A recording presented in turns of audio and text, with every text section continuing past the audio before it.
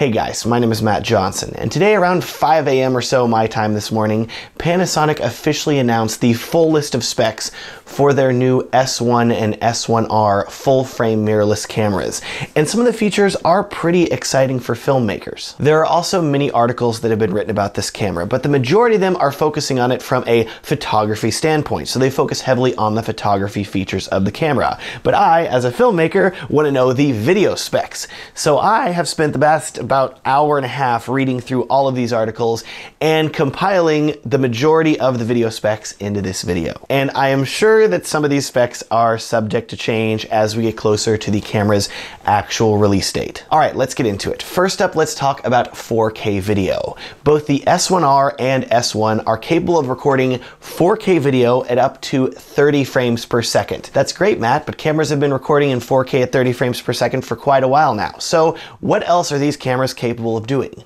Well, both of these cameras are capable of recording in 4K at up to 60 frames per second, which, hey, that's very impressive. But they do it with some compromises. The more expensive S1R is capable of recording in 4K at 60 frames per second, but it does it with a 1.09 times crop while recording. So, quite a small crop, but a crop nonetheless. More importantly than this, it is also recording at 60 FPS using pixel binning, which means that you're probably going to see more image degradation. The cheaper S1 camera, on the other hand, which Panasonic is presenting as a more video-centric model, actually has an even bigger crop, because if you were recording in 4K at 60, it crops the image down to an APS-C sensor size, essentially a 1.5 times crop of your video footage. The video is not pixel binned though, so the quality should be better.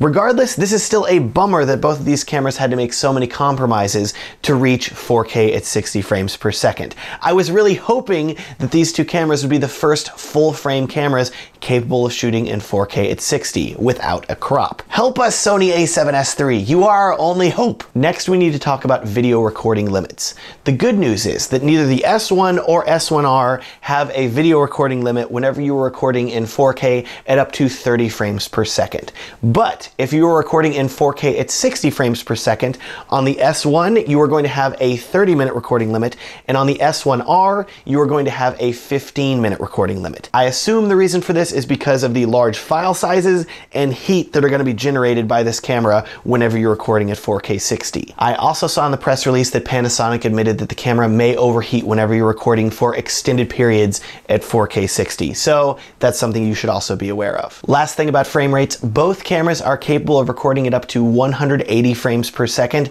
but both cameras also record with a 1.5 times APS-C sensor crop when recording at 180 frames per second. I do not know if there's also a crop whenever you're recording in 1080 at 60 frames per second or 120 frames per second. We'll have to wait for more information to come out about this camera. What about 10-bit, Matt? 10-bit is another one of those things that people said could not be done in smaller cameras until the Panasonic GH5 did it. The thing you need to keep in mind about the GH5 though is that the sensor size is micro 4/3, so it is much smaller than a full frame camera. I am pleased to say though that yes, the Panasonic S1 will be capable of recording internally at 10-bit up to 4K at 30 frames per second. Unfortunately, you cannot record 10-bit at 60 frames per second, and the S1R is not going to be capable of recording 10-bit at all. Also, with the S1, you are not going to be able to record 10-bit whenever the camera is first launched. This is going to come in a later firmware update that is also going to include Vlog. Of course, as always, Panasonic says they're going to be charging for this update because they always do that. I don't know why they can't be like Sony and give you all the features like Sony does with S-Log. Unfortunately, we have to see them charge more. Panasonic has not announced the price for this upgrade. Incidentally, the upgrade will also include 4K at 60 frames per second in 10-bit output over HDMI. So, if you have an external recorder, you will be capable of doing that. What's the next big thing people care about? Ibis. No, not irritable bowel syndrome. Ibis, in-body image stabilization. And yes, both the S1 and S1R have it. Panasonic claims that both of these cameras are capable of up to 6 stops of image stabilization. For comparison, with the GH5, it was capable of 5 stops. So 6 is more than 5, meaning hopefully it will be better. Let's talk about something else that has been controversial with Panasonic in the past, specifically with the GH5, low light and high ISO performance. Well, both the S1R and S1 are capable of pretty high ISOs. The S1R can go up to ISO 51200 and the S1 can go up to ISO 204,800. Really not bad. I don't think it's going to be quite as good as the A7S2, but we'll see. Panasonic has also added some interesting power features to these cameras. Both of them include a USB Type-C port, so you can now power the camera using an external battery pack. That's a great feature to have. Also, people say that in the menus, you can now turn on a battery percentage indicator. No longer, as with other Panasonic cameras, do you have to guess at your battery life by looking at a camera bar and saying, well, I've only got 2 bars left. I'm not sure exactly how much that means. Now you actually have a camera battery percentage. That is an awesome feature to finally include. An awesome feature that is unfortunately not included with this camera is a flip around screen. I'm sorry, fellow YouTubers. I'm sorry, vloggers. You are unfortunately not going to be able to look at yourself while you are recording with this camera. What about autofocus, Matt? Well, Panasonic does claim that autofocus is improved, but I have yet to see any camera tests that test video autofocus. So hopefully we'll see some of those very soon. Hopefully it'll be better. I don't think it's going to be as good as Canon's legendary dual pixel autofocus, and I don't think it's going to be as good as the very good autofocus on the A7 III. But we'll see. Specs are done. Let's talk about the price of these two cameras. The S1 is going to retail for $2,499, and the S1R is going to retail for $3,699. Honestly, the prices feel about right for me, especially for the S1. Whenever you consider its other full-frame competition, such as the A7 III at $2,000, an extra $500 for 10-bit recording, and granted it's a cropped 4K 60 frames per second recording, that sounds pretty good to me. What about shipping date? Both of these cameras ship on April 4th, just in time for NAB.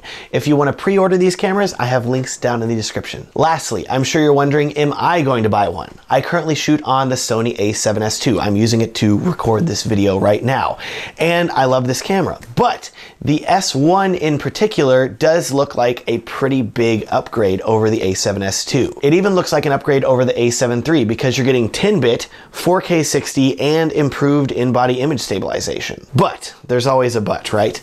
I do think that we need to be thinking about what lenses are currently available for the S1 and S1R. Whenever they officially announced the specs today, they also announced 3 new lenses: a 50mm 1.4, a 24 to 105mm f4, and a 70 to 200mm f4. Other than these 3 L-mount lenses, there are some L-mount lenses available from Leica, and Sigma has promised that they're going to be releasing L-mount lenses soon as well. Here's my issue though. Because this is a new lens mount, there are not a ton of lenses available, and there are not even adapters for other lenses made by other camera manufacturers available yet either. Whenever I switched over to Sony from Canon, there were already a ton of adapters. I could take my Canon lenses, immediately put them onto my Sony E-mount cameras, and they would work. That is not possible with these new Panasonic cameras. And here's the big issue that I feel like all Panasonic shooters up until this point are going to have. All of them are currently using micro four thirds cameras with lenses made for the micro four thirds camera mount. The vast majority of those lenses are not made to be used on a full frame camera, so they're not going to be compatible. Everybody needs to buy new lenses, and until Sigma brings over their art lenses to L mount, they are not going to be cheap lenses either. So in summary, the specs of these two cameras are very compelling, but they do have their compromises. That said though, I have not been this excited about a camera release in quite a while. As always though, I recommend that you watch more camera reviews before you buy one. And I recommend that you rent one of these cameras before you buy one, just to see if you like it. With that, thank you so much for watching. Do you like little camera news videos like this? I'm trying it out. Maybe I'll do it for more cameras in the future. Please let me know. Thanks so much for watching and have a great day.